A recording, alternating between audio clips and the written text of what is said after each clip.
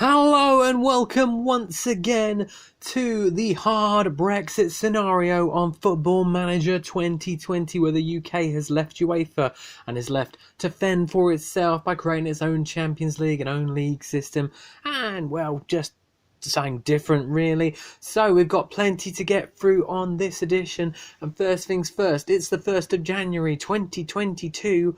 We're going to go and have a look and see who's won the World Awards. Well, who's done it? We'll start with the World Golden Ball because that's already on the screen, and it's Kai Havertz of Chelsea who has won the award, with Mo Salah coming second, going down one place from last year, and Bernardo Silva of Manchester City taking third place in that one. Goalkeeper of the Year, Jack Butland of Stoke, who has taken the crown from Danny Ward of Leicester. And then second and third are more realistic prospects for this in real life, Alisson and David De Gea. What about the Under-21 Footballer of the Year? Why, that is Nabil Touazi of Swindon Town. Yeah, didn't see that one coming. I think we skipped Footballer of the Year. Let's go to Footballer of the Year. That one is also Kai Havertz. He's done that one too, with Bernardo Silva and Kevin De Bruyne taking second and third place, while the World Player of the Year, that is also Kai Havertz, with Mo Salah taking second in that one, and Bernardo Silva sneaking back down to third in that one. Finally, the World Team of the Year is as follows. We have in goal Jack Butland, the back line Jordi Alba, Aymeric Laporte, Virgil van Dijk of Barcelona, boo, and Max Aarons of Man City. In centre mid, we got Bernardo Silva and Kai Havertz. Attacking midfielders, Sadio Mane, Kevin De Bruyne and Mo Salah. And up front, Roberto Firmino. The subs bench looks as follows. David De Gea, Nathan Ake, Rafael Varane, Lionel Messi, only on the subs bench, Neymar, Eden Hazard and Kylian Mbappe. There's someone missing in there. Cristiano Ronaldo, where's he? Maybe he has not had a good year. Either way, that is your team of the year. Now, we are going to move on swiftly now to the World Cup, because all the qualifiers have happened, and we're going to have a look at all of them. I'm going to start with the European ones, but I'm going to go this way so we can see which 48 teams, because we're doing a 48-team World Cup in our game for 2022 in Turkey, and we're going to see who qualified. So in Europe, Belgium and Slovakia have qualified for the World Cup. From Group B, Denmark and Poland qualified ahead of Romania. In Group C, Italy and Bosnia and Herzegovina took the qualifying spots there. Group D, only the hosts, Turkey, made it through with a 100% record, may I add. That's a pretty impressive record, considering you had Ireland and Switzerland in there as well. In Group E, Spain and Sweden have taken the qualifying spots. By the way, it's the group winners and all the best runners-up that are qualifying, just to clarify there. Group F, the qualifier is Germany. They only one qualifier from that group. We've got 3 qualifiers from Group G though, because 2 of the best runners-up are in that group. So the Netherlands have made it through, as well as Croatia and Greece. Greece taking a qualifying spot. From Group H, only one qualifier there, and that's France, the reigning champions. Group I, Portugal. No, Russia couldn't make it. They had a pretty disappointing qualifying record run, judging from the points tally there, losing 3 matches, twice to Portugal and once to Kosovo. And finally in Group J, we've got Slovenia and Iceland qualifying, Czech Republic missing out behind Iceland. So those are the European qualifiers. What about those countries that have left Europe to form, as part of the Brexit, leaving UK leaves UEFA one? Well, the top 2 teams qualify from the Brexit qualifying section. England had a 100% record all the way through qualifying, 20 wins out of 20, while most of those are unsurprising. Managing to keep it together against Wales and Scotland is fairly impressive. And what kind of wins did they have? 9-0 and 9-0 against the British Virgin Islands, and rounded it all off with a 6-1 win over the Turks and Caicos Islands. Wales took the second qualifying spot. On goal difference, they finished 6 goals better off than Scotland, and meaning that Wales become the other first ever qualifiers from the Brexit qualifying section. Scotland miss out, as well as Northern Ireland, who in the end did finish only 3 points behind Scotland. So they must have had a decent run in at the end. From North America, And we can see the 5 qualifiers from that 16 group: USA, Mexico, Jamaica, Haiti, and Honduras all making it through. Honduras doing it on goal difference, with Panama missing out thanks to being, well, getting smashed pretty much from the looks of things in one of those matches. 7-0 against Jamaica in the final game. That probably did it for them. Was it the final game? Yeah, that was probably the reason. In fact, had they had... Well, Honduras drew with Mexico in the final game, so Honduras got the point they needed in the final game to qualify. In South America, we already knew 4 of those qualifiers, with Brazil, Argentina, Uruguay, and Chile, I believe it was, making it through pretty easily before we last checked. But also coming through were Ecuador and Colombia. Only 4 teams missing out in the whole region: Venezuela, Paraguay, Peru, and Bolivia. And I'd say those 4 are probably the least... Well, are the worst 4 in the continent. Possibly Peru, maybe. I may be being harsh on them. But 18 losses out of 18 for Bolivia. That's not good going. Over to Africa, and what I'll do first is have a look at the actual what happened in the groups before the playoffs. So qualifying for the playoffs were Mali, DR Congo, and Gabon from Group B.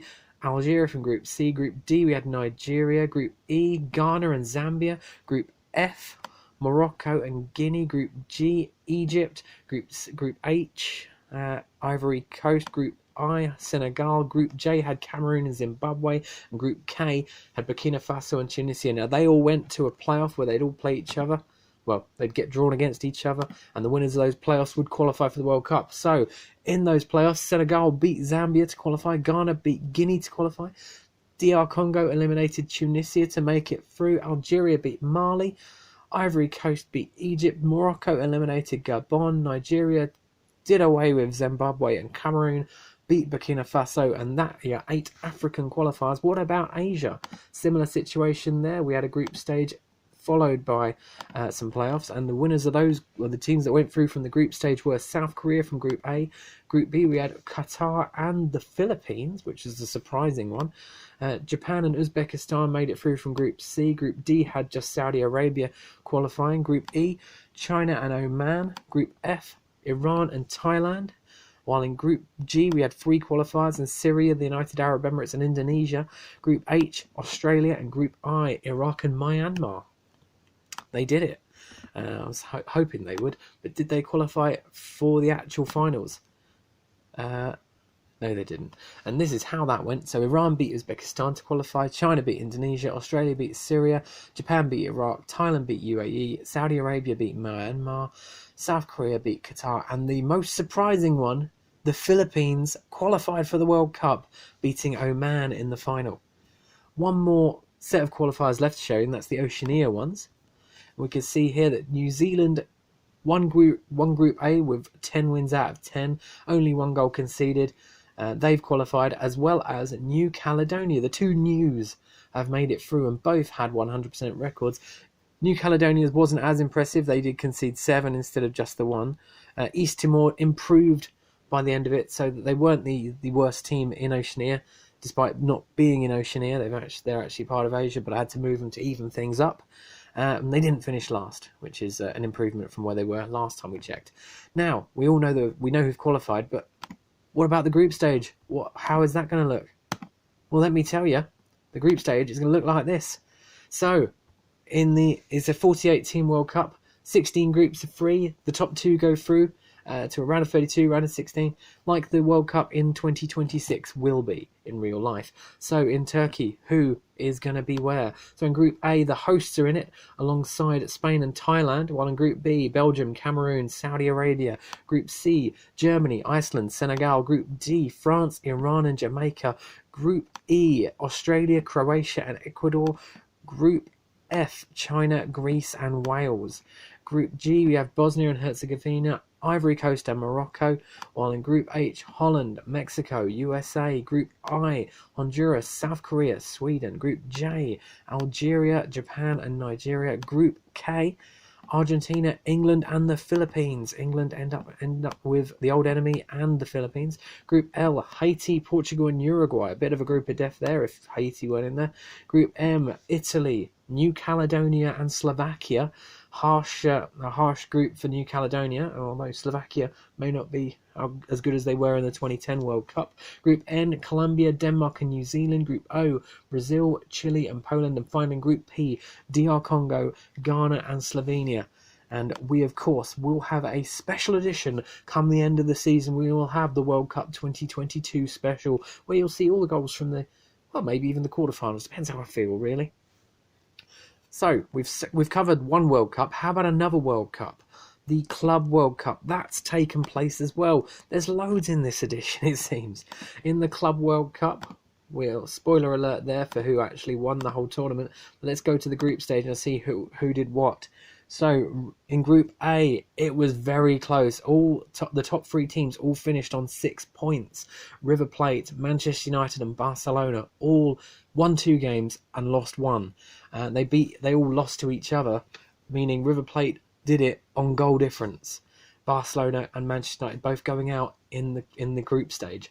In Group B, Lazio and Al Ittihad of Saudi Arabia both qualified for the semi-finals, which is a surprise, although looking at the rest of the group, Bloemfontein Celtic from South Africa and QAFSC of Kuwait, shocker there with that team, where they're from, I mean, Al Ittihad made it through to the next round because they've scored more points than Manchester United in second out of the runners-up.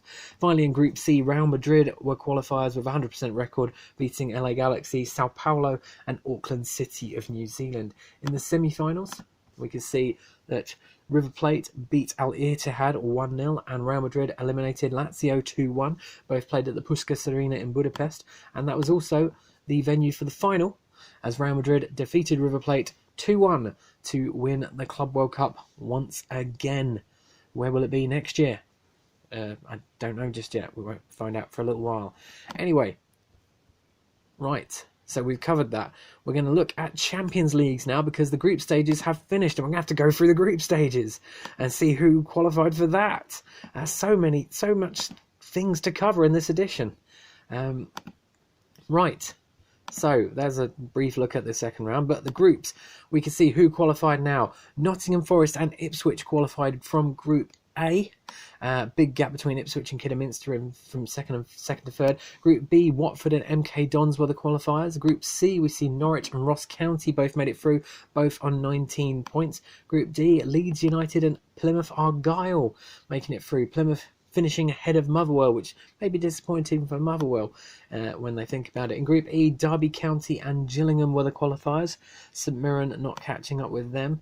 In Group F, actually I want to check, was this how much more did they beat? So they demolished One Love 12-0 the first time round and 8-0 the second time round. In Group F, Chelsea and Swindon Town were the qualifiers. With Group G, Manchester United, they're getting a second shot at winning the Brexit Champions League. They won it last time. Can they retain? Them and Kilmarnock were qualifiers from Group G. Oxford United finishing 2 points behind the qualifying position there. Group H, Bristol City and West Bromwich Albion were your qualifiers. Group I, Reading and Celtic. Celtic finishing in second, possibly a disappointing ending for them, but they did make it through, and that's what counts. In Group J, Burnley, the only qualifiers. Lincoln City missing out because they didn't have as much points as some of the other runners-up. Group K, Stoke City and Cardiff City both qualifying. Stoke City with a 100% record, which is pretty impressive. In Group L, Bournemouth and Aberdeen were your qualifiers. Aberdeen finishing ahead of Southend, doing it for the Scottish teams. Them and Celtic and Ross County. In fact, there's quite a few Scottish teams that have made it, such as Dunfermline, who qualified in second in Group M behind Liverpool, who had a 100% record. 37 goals. Did we have any massacres? 7-0 against Dunfermline. Well, that says it all. They literally scored at least 6 past every team in at least one match. So a good season for Liverpool so far in the Brexit Champions League. Group N, we can see Brighton and Peterborough were the qualifiers. Group O, Southampton and Heart of Midlothian were the teams that made it through. Group P, Newcastle United and Northampton Town. Northampton finishing 3 points above St Johnstone. And finally in Group Q, Leicester City were the only team that made it through with a 100% record. Shrewsbury Town not able to get enough points to make it. A decent run there for Leicester, not losing a game. And so we can see the second round draw.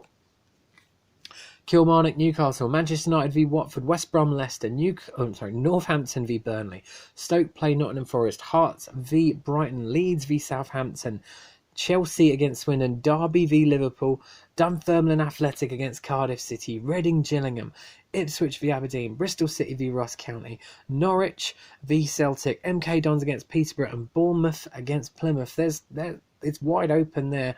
I'd say just for a safe bet, we're looking Man U, Liverpool, Chelsea, and maybe even someone like a Leeds or a Norwich, maybe Newcastle. Newcastle were last year's losing finalists, possibly even Leicester.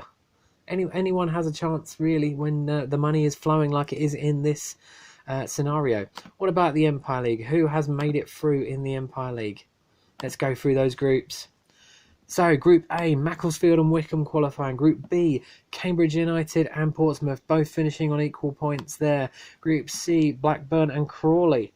While in Group D, Scunthorpe United and Bristol Rovers were your qualifiers. Group E, Morton and Carlisle, both finishing on 21 points, so a good qualifying campaign for those two.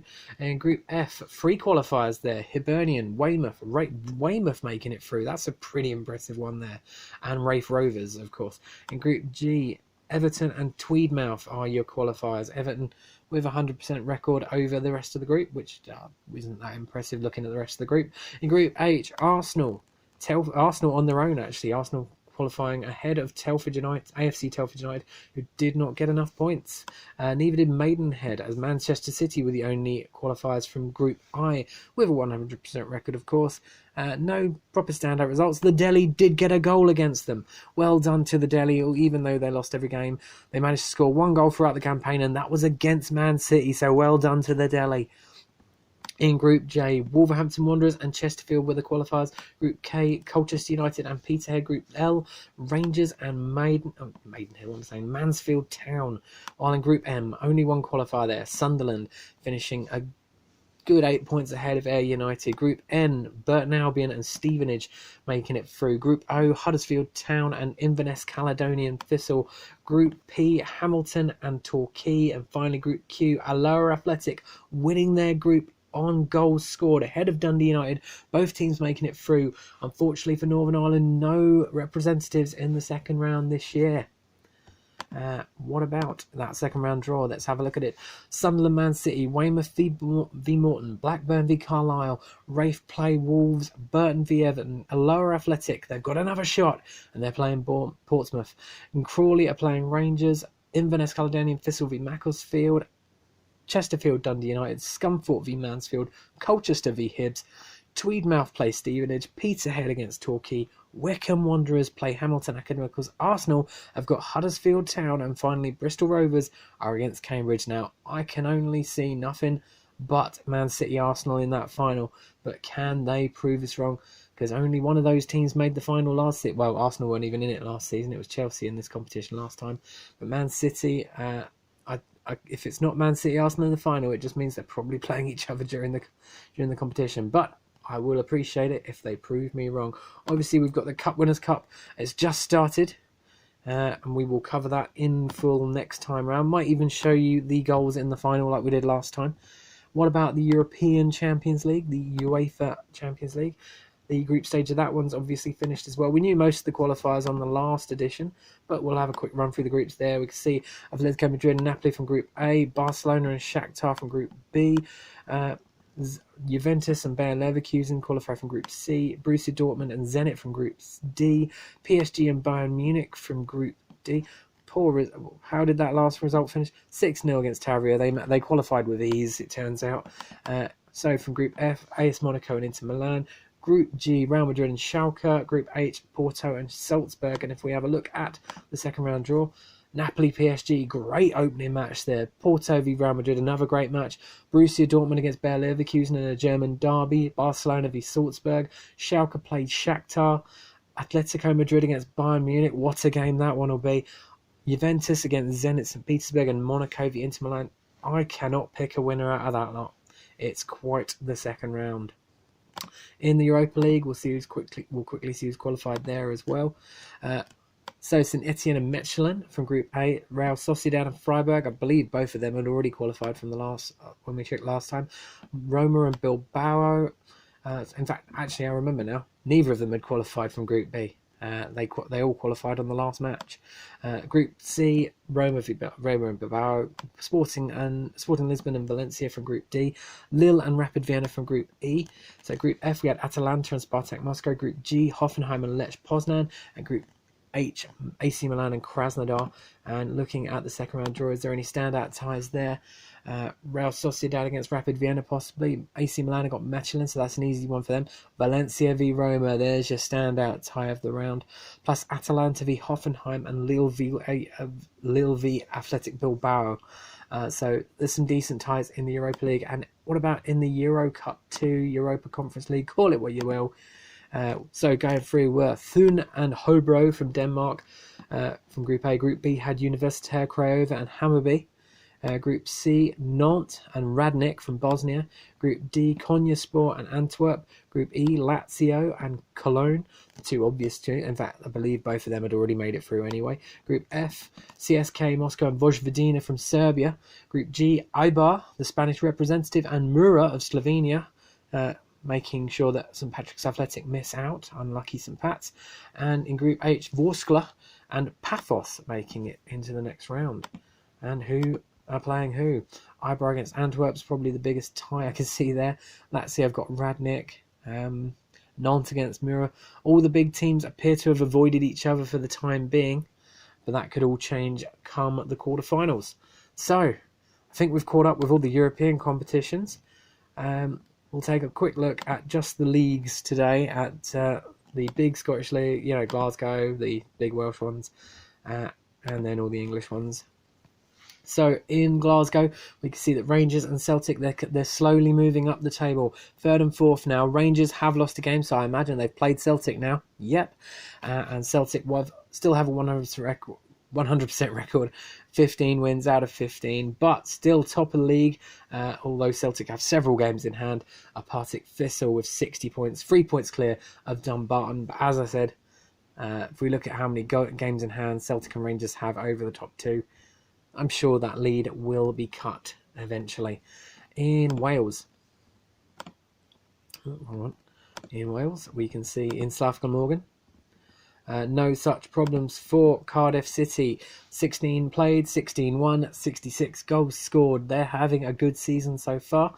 48 points, only 5 clear of Barrytown United, but that includes a win against Barrytown United, I imagine. No, apparently they haven't played yet. But I imagine that will include a win over Barrytown United. What about in West Glamorgan? We can see Swansea. They've made it to the top of the pile, even with games in hand. They're 1 point clear with 3 games in hand. 17 wins out of 17. Swansea also doing well this season, despite a build-up of games in hand. In England, we can see that in Bedfordshire, Luton are top of the league by 7 points ahead of Biggleswade Town, who have made a bit of a gap between them and Leighton as well. So Biggleswade looking to make a name for themselves this season. Well, Biggleswade Town. Biggleswade are a completely separate team. 3 Biggleswades in the Bedfordshire Premier Division. While in Berkshire, Reading top of the league by 3 points ahead of Maidenhead. Maidenhead only losing 1 game, and that is to Reading. Makes sense. Over in Bristol and Gloucestershire, Bristol City top of the pile, only 6 points ahead of Forest Green Rovers though, and Cheltenham for that matter, both of them on 34, with Bristol Rovers lagging behind on 31. The best of the rest is Brislington. While in Buckinghamshire, MK Dons and Wickham both equal on points. MK Dons only leading the way on goal difference. Chesham leading the rest of the pack, 11 points behind those two.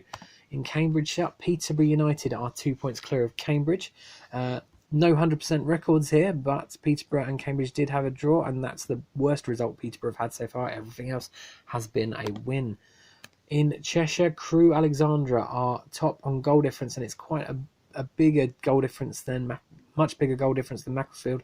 They're 9 points better off, with Macclesfield clearly not winning as many matches by such a high scoreline. Both of them on 43 points. Chester are the next best on 37. In Cornwall, Truro, they've built up a 9-point gap so far. I imagine that is going to be extended, although they have not won every game, with St Blasey picking up a 2-1 win at Truro. So could the reign be coming to an end in a year or so's time? potentially. Who knows? Cumbria, Barrow, they've extended their lead some more, I believe. They are now 12 points clear of Carlisle. Carlisle are dropping points badly, mainly to Barrow. They've played Barrow twice and lost both times, plus you've got 1-1 draws with Workington, Penrith and Kendal. It's not going well for Carlisle. It seems Barrow are the premier Cumbrian team. In Derbyshire, Derby have a 100% record and are 7 points clear of Chesterfield in second. There's a big gap between Chesterfield and Alfreton as well, while in Devon, Exeter City are 1 point ahead of Plymouth to top the table, but Plymouth do have a game in hand. Both teams are unbeaten, but Plymouth have drawn one less game than Exeter. Torquay are also not too far behind on 47. In Dorset, Bournemouth, top of the league, 100% record, 55 goals scored, only one conceded.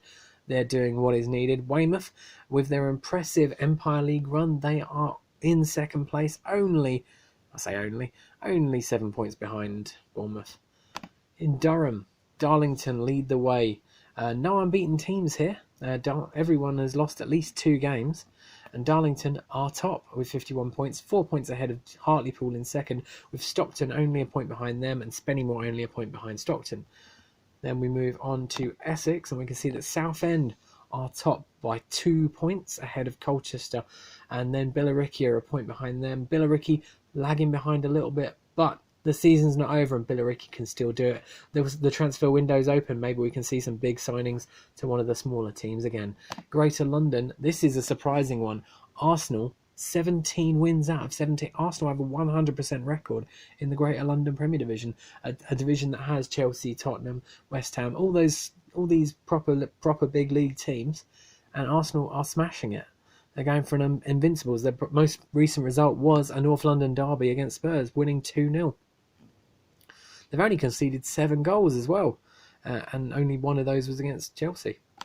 Spurs couldn't get one past them. Chelsea are second, losing only 1 game and drawing 1.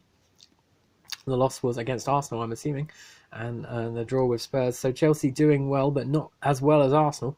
And they are only 5 points behind though. Fulham in third, Brentford fourth, Spurs in a disappointing fifth. They are 12 points behind Chelsea as well. West Ham sixth, QPR seventh, Palace in eighth.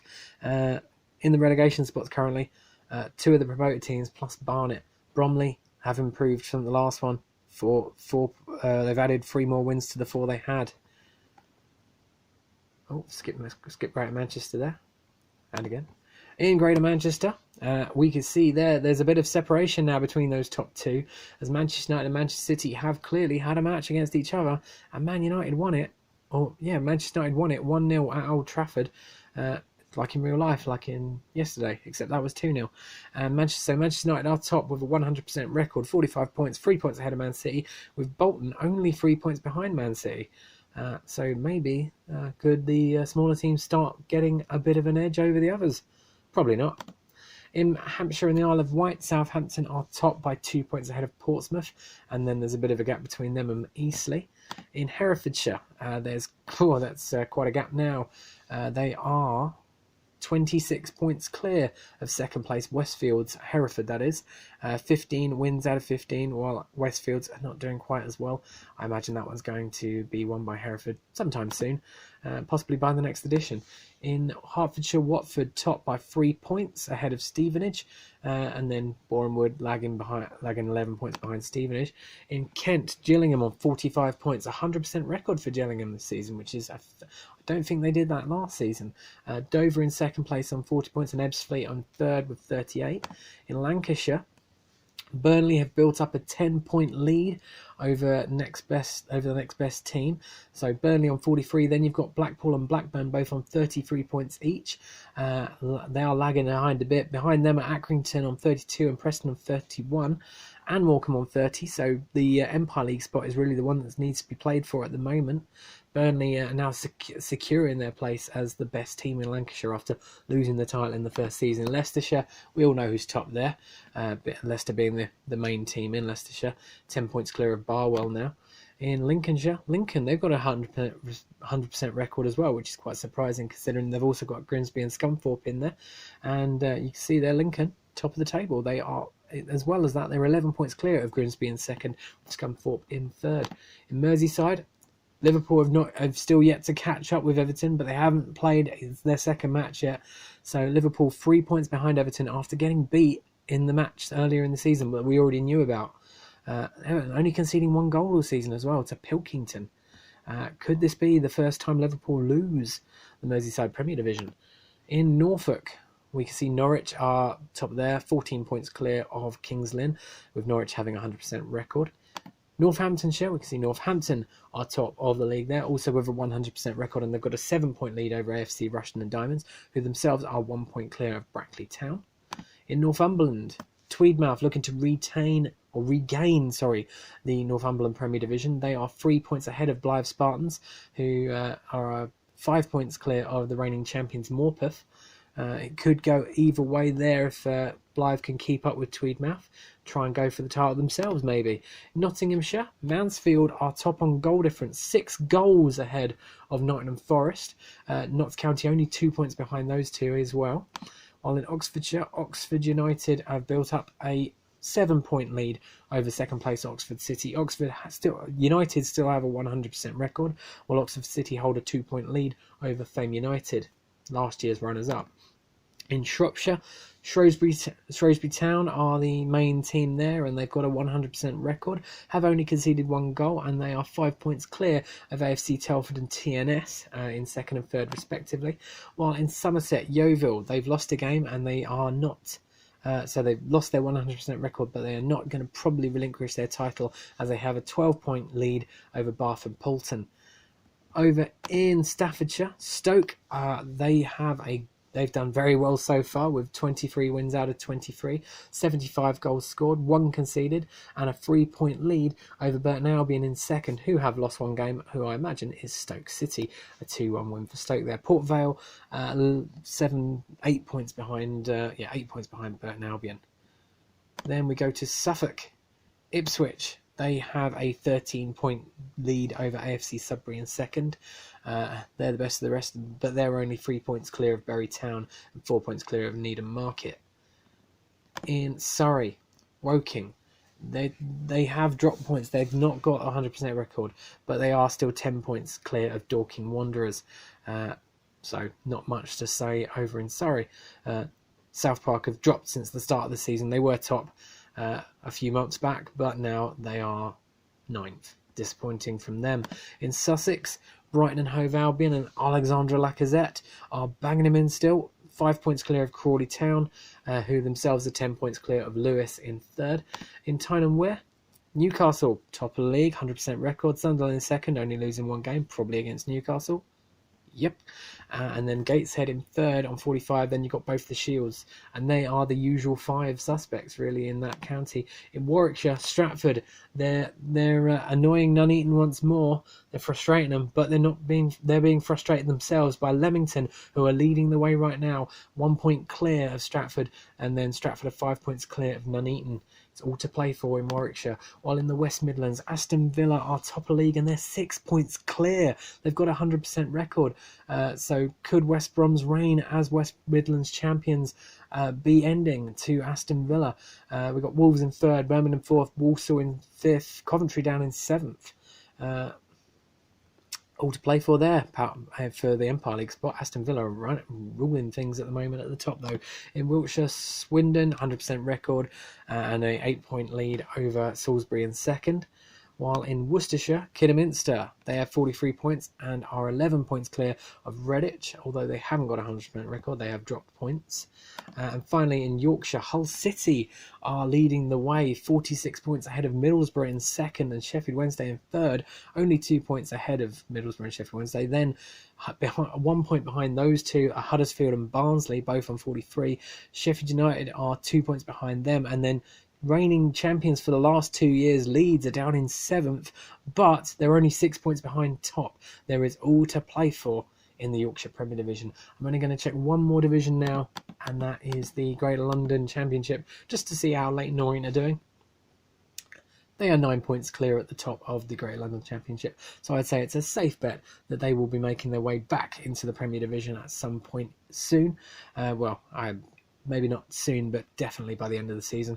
Kingstonian possibly could join him back in the top division as well. Met Police, they're giving it a go too. But could it be one of the other teams that are going up as well? We will find out in a few editions time. We've packed in so much information in this one. I think I'm going to let you all have a rest now. So next time we'll see what happened in the Club World Cup, and we'll also see a few more of the cup competitions and what's happened so far in the Champions Leagues and stuff. So until then, like, subscribe, and rock on.